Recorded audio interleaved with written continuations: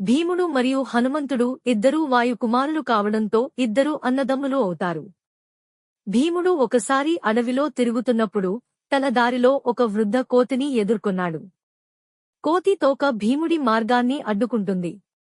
తన తోకను తన మార్గం నుండి తొలగించమని ఆదేశించాడు.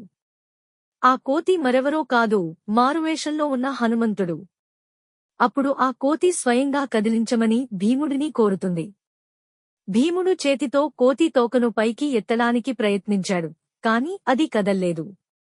ఆశ్చర్యపోయి అతను రెండు చేతులను ఉపయోగించి తన శక్తిని ఉపయోగించాడు, కాని అతను దానిని కదిలించలేకపోయాడు. ఇది సాధారణ కోతి కాదని గ్రహించిన భీముడు కోతి యొక్క నిజ స్వరూపం ఏంటి అని అడుగుతాడు. అప్పుడు హనుమంతుడు తన నిజమైన రూపాన్ని చూపిస్తాడు. తనకు వినయపూర్వకమైన పాఠం నేర్పించడానికి మార్గాన్ని అడ్డుకున్నానని ఆయన